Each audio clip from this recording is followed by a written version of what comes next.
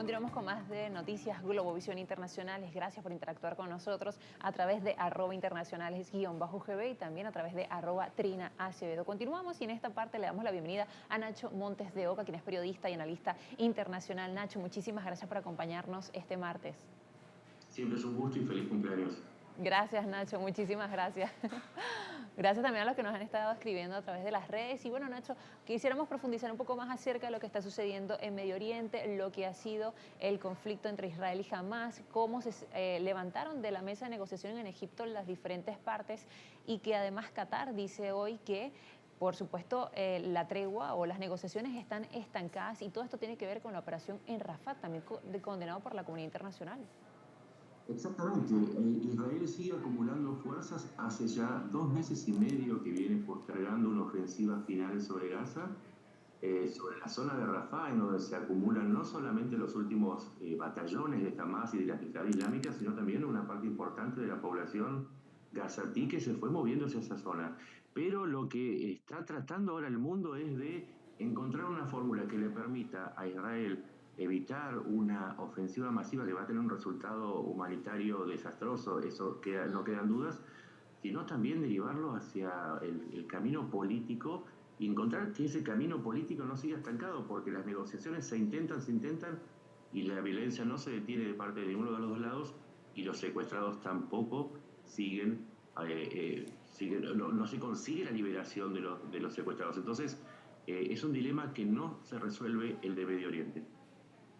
Y además, Nacho, hemos visto que hace un momento la Corte Internacional de Justicia aseguraba que esta semana se llevará a cabo una semana de audiencias, sobre todo por el pedido de Sudáfrica que pide a Israel que retire las tropas de la Franja de Gaza. Y por supuesto se espera la exposición también que tenga Israel en lo que será esta semana de audiencias. Entiendo que la de Sudáfrica será el jueves y el viernes la de Israel. Es así, y también la ofensiva de Gaza tiene que ver con esa dilatación de la respuesta, tiene que ver con lo que sucede en la Corte Internacional de Justicia, pero va mucho más allá.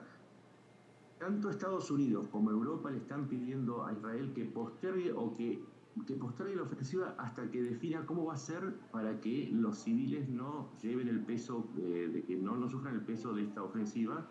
Inclusive Estados Unidos pausó el envío de armas de precisión para presionar aún más, pero también en el mundo musulmán están atentos porque están anoticiados a partir de los primeros días de la ofensiva israelí en Gaza, y particularmente cuando fue un incidente en un hospital, no sé si ustedes recuerdan, un cohete que cayó en un hospital y que no se supo al principio si era de Israel o de Hamas. Hubo unas manifestaciones masivas que pusieron en jaque a los gobiernos musulmanes, tanto sea los seculares como es Egipto, como las coronas, en el caso de Arabia Saudita o los Emiratos, Omán, Qatar o si se quiere Kuwait.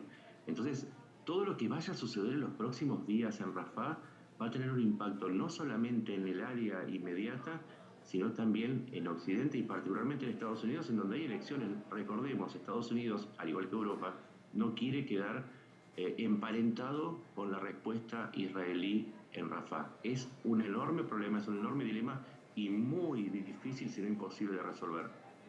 Pero va a ser un impacto doble, porque no solo, por supuesto, es a nivel diplomático y de relaciones entre países, sino que estamos viendo un impacto también en la sociedad, sobre todo en las manifestaciones que se están viviendo en Estados Unidos, pero que se han extendido a otros países, digamos México y también otros países europeos. Exactamente, y eso pone en jaque, hay que recordar, eso parece una verdad de perogrullo, pero los gobiernos en Occidente, a diferencia de las autocracias, dependen de la opinión pública que luego va a votar. Entonces los líderes de Occidente tienen que prestar atención a las consecuencias de sus decisiones y sus apoyos. Por eso decíamos, es un problema muy complicado para Israel porque depende de esta asistencia, pero a su vez esa asistencia depende de las opiniones públicas. Y esta batalla no solamente se libra en Rafah, sino también en las redes y en los medios. Es otra de las batallas, es otra de las trincheras en donde transcurre este conflicto. Nacho, y es que por supuesto estamos en un mundo globalizado, a veces las personas parecieran no entender realmente el impacto que tiene un conflicto en algún lugar de este planeta en todos los demás eventos que suceden a nivel mundial. Hemos mencionado cómo esto va por supuesto, perjudicar quizás las elecciones. En este caso, son muy importantes las de Estados Unidos este año, pero también hay elecciones parlamentarias en Europa, donde hay un auge también de la extrema derecha, por ejemplo. Exactamente, y además hay una población islámica creciente, y en el caso de Estados Unidos, el peso que tienen estas manifestaciones en las universidades son el emergente de otros grupos que también, más allá de las universidades, tienen peso electoral. Entonces, no solamente afectan a la hora del voto, también, y hay que decirlo, afectan porque, por ejemplo, el conflicto en Medio Oriente está influyendo en los ataques de los hutíes en el Mar Rojo, y eso eleva el precio del petróleo. Entonces, cada vez que uno va a cargar combustible a la estación de servicio, está viviendo el conflicto de Medio Oriente en directo. Ningún conflicto moderno es estanco. Todo nos afecta, por eso es tan importante hablar de lo que sucede en todo el mundo, no solamente en el escenario doméstico. Nacho, hemos visto que, por ejemplo, Qatar ha dicho recientemente que no cree que sea fácil, por supuesto, negociar con Israel. Ha dicho, digamos que básicamente que será muy difícil proseguir eh, el, el- el futuro de lo que será la guerra, y ha dicho, nada está claro de qué será de Gaza después de esto. Y con eso me quiero ir también a la parte humanitaria. Eh, Qatar también asegura que desde el 9 de mayo Gaza no ha recibido ninguna ayuda humanitaria, y hemos visto todos los esfuerzos y además la exigencia de la comunidad internacional para que Israel permita la entrada de ayuda humanitaria. ¿Cuál es el balance actualmente y la situación? ¿Qué tan crítica es la situación en este momento? Porque las imágenes además nos muestran ciudades completamente destruidas. A ver, es una guerra de propaganda. La realidad es que siguen entrando, hay tres pasos, sobre todo el de Rafah, que acaba de ser tomado por Israel, en donde entra la ayuda humanitaria y además está enviando por aire ayuda humanitaria. Lo que sucede es que dentro de Gaza hay que tener en cuenta que Hamas controla el reparto, lo controla de manera violenta, y hasta donde uno tiene información, y creo que tiene información directa, no se registra una hambruna o una falta de suministro. Lo que sí se está jugando mucho con la idea de la situación real que existe en Gaza, y hay que decirlo también, Qatar representa los intereses de Irán, por lo tanto, Qatar de alguna manera propone una mirada muy afín a los iraníes, y los iraníes a su vez son los que manejan a Hamas.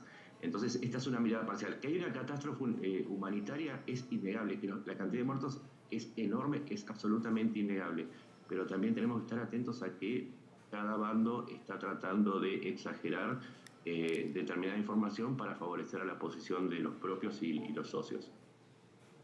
Muchísimas gracias, Nacho, por acompañarnos este martes. Gracias, que también fue en tu día. Gracias por sus buenos deseos. Nos acompañó Nacho Montes de Oca, periodista y analista internacional. En la siguiente parte seguimos revisando más información destacada en materia internacional. @internacionales_GB, @Trina Acevedo.